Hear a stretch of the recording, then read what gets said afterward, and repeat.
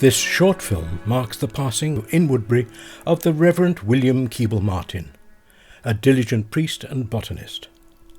His childhood had been spent in vicarages all over Devon. With his 8 siblings, he soon discovered the freedom of the outdoors. His ministry included the trenches of the First World War and service in deprived areas of the north. He was, above all, a Victorian, a man of rigour. He wasn't just an important botanist and illustrator, he was by training a theologist and classicist, like so many men of the cloth of his generation. I have been exceedingly busy with parochial work all my life. I've tried to be a workman that needeth not to be ashamed, and I have worked hard. I never had any training in art at all. It was by trial and error. I'm not, therefore, claiming to be an artist, but I do like to represent the flowers as they are, and they are beautiful, but we cannot do justice to them. The eventual publication of his concise British flora in colour attracted worldwide appreciation of a lifetime's observation, with more than 1,400 separate illustrations of wildflowers from all corners of the British Isles. Woodbury children of the time remember him. He was a very, very quiet gentleman, and his wife was even quieter. And they lived along the lane opposite Mr. Stamp's field. And he had a lovely garden, beautiful flowers. I think she did the flowers. I think he liked, wildflowers, and she liked garden flowers. He was an absolute gentleman. You'd see him around the village, always dressed in the summer in a sort of white coat and his straw hat and stick. And he'd move quite quickly through the village.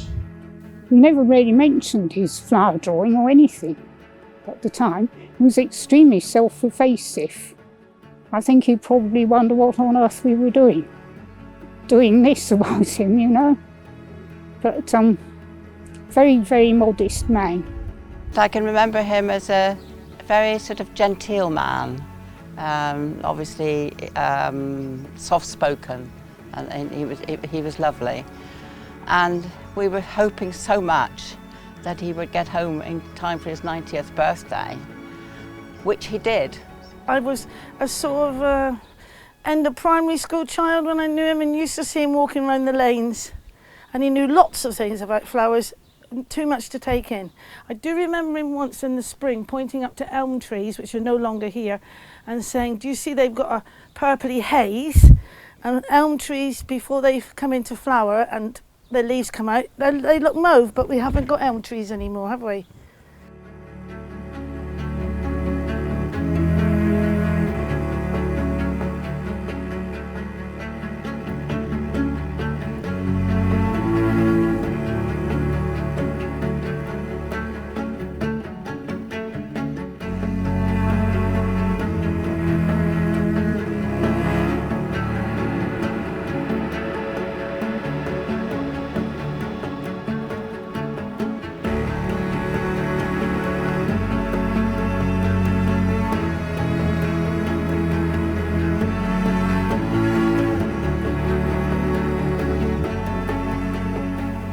Years ago, farms were a lot smaller, and we had a farm in the middle of the village just over behind the house there, and we used to take our cows every day up and down the road to the fields. I think in 1839 there were 62 farms in the parish, and in 2012 there were only 16. Over time, the demands and techniques of food production have changed, and the bigger fields required by mechanisation mean fewer hedgerows and a decline in habitat for wildlife and wildflowers. As farmers have adapted to government incentives and the increasing pressures, competition, of the global market, various pesticides have come and gone, and farming, well, the rural landscape has changed greatly in the years since William Keble Martin wrote the concise British flora. The landscape that Keble Martin knew in 1950 probably had more in common with the landscapes of medieval Britain than it does with the landscapes of today. The changes here have been that dramatic, and the changes have come about through the introduction of what we now call industrialised agriculture. It's the use of very heavy machinery, which has substantially replaced manual labour on farms, and also the use of pesticides and artificial fertilisers, very intense chemical inputs into the soil, which favour particular plants at the expense of others.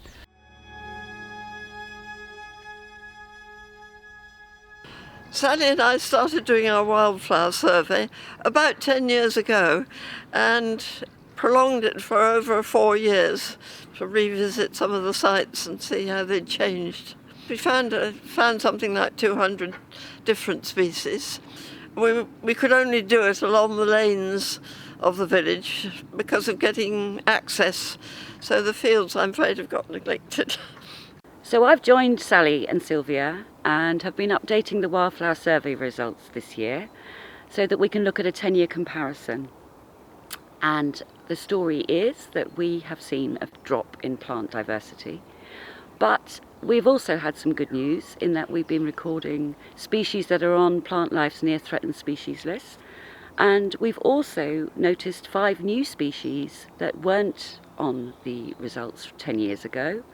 Things like archangel and field madder and sweet woodruff. So we are seeing a change. So are there small, simple things we can all do to help the situation? You can perhaps let your lawns grow long. There's an initiative called No Mow May, which is particularly about letting wildflowers grow in your lawns at that time of year for pollinators. You can cut a path through it, obviously, so you can enjoy it. I think it would be useful if we encourage more wildflowers in the garden and weren't quite so keen on weeding all of them out. Well, we can leave the verges along the hedgerows a little bit longer, let the grasses grow up. We can just let areas like this have the wildflowers growing in them. People keep stuff far too tidy these days. Everything has to be trimmed right down. If you let it grow, the seeds are there, so the wildflowers will grow, as you can see behind me. I think we're going to have to stop having so many lawns. I think we're going to have to grow a small amount of food ourselves because we're going to run out of land, aren't we? I know plants and flowers are lovely, but just a small patch is big enough to grow lettuce, onions, spring onions, or a tomato in a tub. I think we need to bring up a generation of children to know how to grow things.